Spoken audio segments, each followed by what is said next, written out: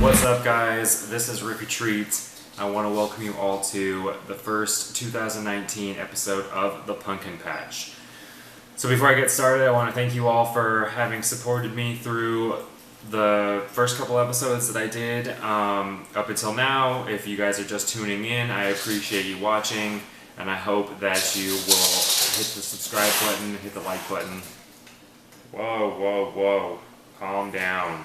Sorry, I got some animals in here that are going wild at each other. So I want to let you guys know that within the next couple of weeks I will be moving to Anaheim with my fiancée Wendy. We got a room up there, or at least working on getting a room up there. I actually got a job up there that's starting in February. So if I'm a little scarce on the content, that'll be why. For those who don't know, I did just graduate with my master's degree, and it's just been kind of hectic going through that and finishing up my practicum and trying to find a job and doing all that stuff. So if you're wondering what happened to Rick and why is he taking so long with videos, that is why. Aside from that, I want you guys to know that the Writhers did a killer ass set yesterday with the Stellar Corpses, whom I've seen a few times but never got the chance to play with until yesterday, and it was awesome. It was such a good response from the crowd. For us being an opener, it was just a really cool experience, and I'm glad it happened. I would love to play with them again, and I do appreciate them signing what I'm calling my Horror Pumpkin yearbook. So I got all their autographs on there, as well as the guys from Argyle Goolsby and the Roving Midnight, Nimvin, etc. I'm working on this as just a little art project for me to have, sort of an autograph book. Hopefully I'll get as many horror punk legends on it as possible. Now, for today's topic, it will be a review video, depending on how long the first album does. I may do a second one, or I may not. I'm not sure. But the first one's a little important because I was asked by the singer himself. It'll be Thirsty Crow's album Hangman's Noose. So this album's going to be released in 2 weeks, I believe, on the 19th or on the 18th of January from Batcave Records, which you may or may not know is Dusty from Stellar Corpses and Renee of currently of Necromantics and The Brains. It's their record label. So with that being said, you can assume that the record is a little bit more on the rockabilly, psychobilly side, and that would be a good assumption. So the band Thirsty Crows, they have dubbed themselves as South Bay Rockabilly, and I think that's a good description of them. I'm still trying to wrap my head around what really psychobilly is versus rockabilly itself, I guess, because they do kind of meet in the middle.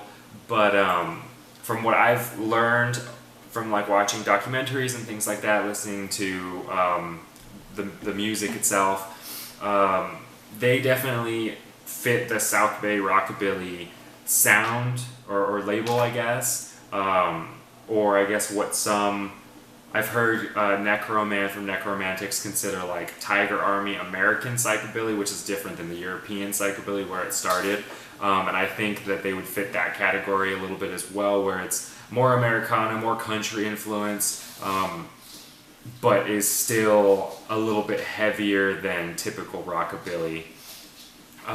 So with that being said, I guess I'll go through a few of the tracks that I think I'll go through some of the tracks and then kind of sum it up at the end.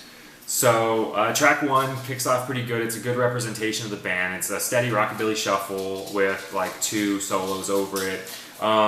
It's a good explanation of what the whole album sounds like. It's very country influenced and it's very catchy lyrically. The verse goes from like a shuffle sort of beat, and then eventually comes with a chorus and a bridge with a solo, and then it does it again, and then ends on like an extended chorus. That's a pretty typical I guess layout of the songs that Thirsty Crows has on this album. Like I said, I don't know if I want to go through every single track just because it might bore you without listening to the actual songs. Just go through some of the more important ones. You have, what I've noticed about this album that I really enjoy is that within the sort of train beat shuffle that they do typically on their verses, they have a lot of really good bridge sections that are really different from the rest of the song. So there's the second song, Vengeful Sun, which has a rockabilly shuffle, but it has like a really interesting breakbeat drum piece that cuts through the bridge, and a few different songs have things like that. They do have a few songs like Devil's Highway that's a little bit more Tiger Army musically, but it has a little bit more punk influence in the chorus compared to the rest of their tracks. Like I said, it goes from a train beat shuffle to catchy chorus like most of the other stuff does. I want to note that Love or Suicide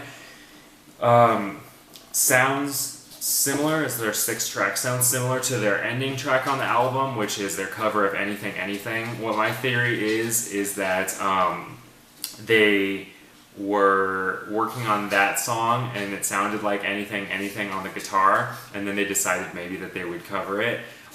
Who knows? I'm not 100% sure. Either way, the song is a killer track. Has some really cool riffage. It goes from that sort of Anything Anything style riff. At one point it goes very psychobilly in the guitar pattern, where it's a lot more aggressive and in your face, and it has very dynamic drum stuff happening during the verses. And then what I really like is I'm really into like flams that they have, like that bands will do, and I like doing that on the drums. And they have a really cool flam pause part before or during the bridge section. I really enjoy that.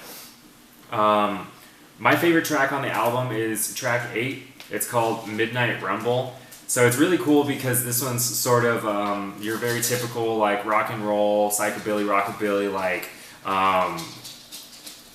in a junkyard about to have a race or a big fight. It kicks off with like some engines revving, has really aggressive guitar parts, and it's very punk in the drum department. And then it has like a group build section, like chant vocals, where it says blood, sex, nicotine, and then it says in the Midnight Rumble. But the way they do the vocals, it goes from a group chant to just the singer by himself in the Midnight Rumble. And it's very, very dynamic in my opinion. I really like the way they did that, because typically bands will do a normal, couple lines without the chant and then end on the chant, and they did the opposite, which I thought was really cool. I think the only track, they're all really solid tracks. I really like the whole album. I would say the weakest track on the album is called Heart Attack. It's track 11. I mean, it comes in dynamically.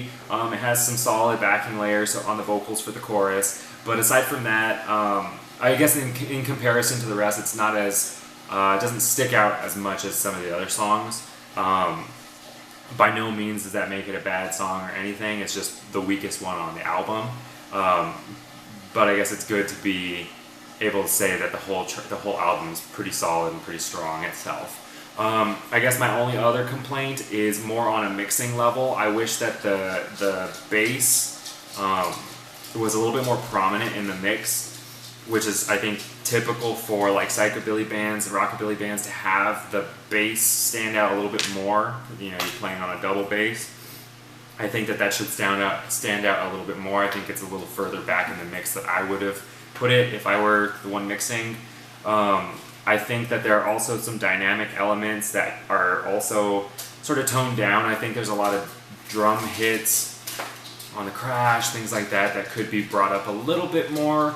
But that's just me from my standpoint. I like those dynamic hits, and I like, I play drums, so I want to hear the drums. So that's my bias. Some of the songs do maintain similar tempos, but I think it works really well for this. It kind of gives a feel for the whole album and the whole, I guess, If this was the first album that you listened to as an introduction in the rockabilly, psychobilly scene, it would be a really good one because it has those similar sounding things that you'd hear in other albums, and like it has the good like sound tropes without being overly, what's the word? Without being too stereotypical. Like it's interesting, it keeps it interesting, but it has the typical rockabilly, psychobilly things you would hear in other bands.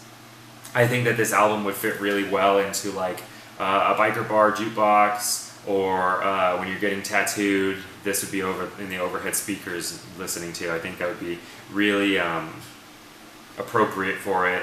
It's definitely an album that I recommended to my dad, who's a biker, and he really enjoyed it.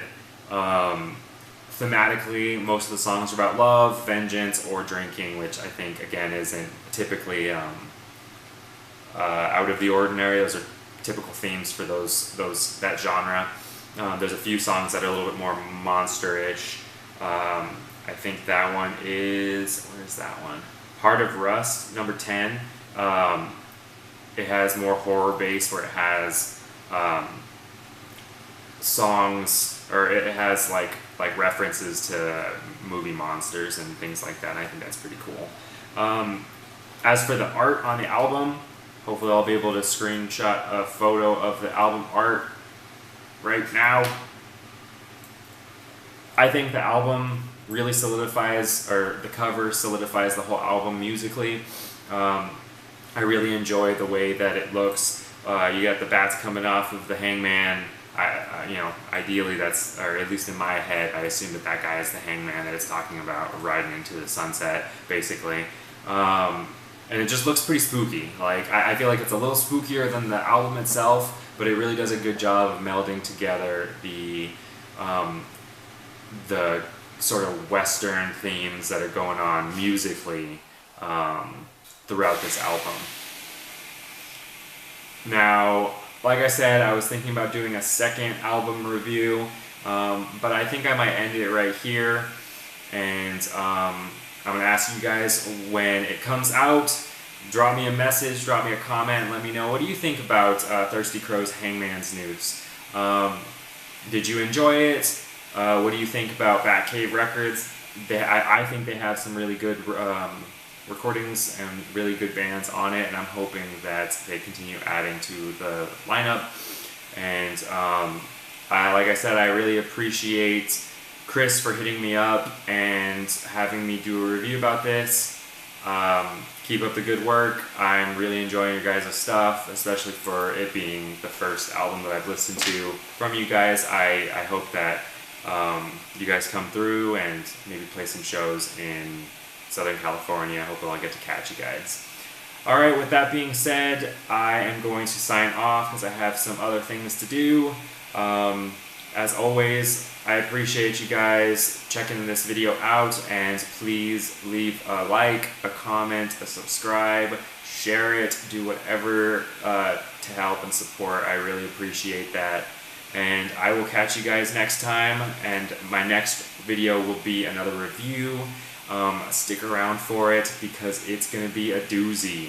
Alright, I'll catch you guys later. This has been Rikk R Treat, and you've been watching The Pumpkin Patch. Blood infection.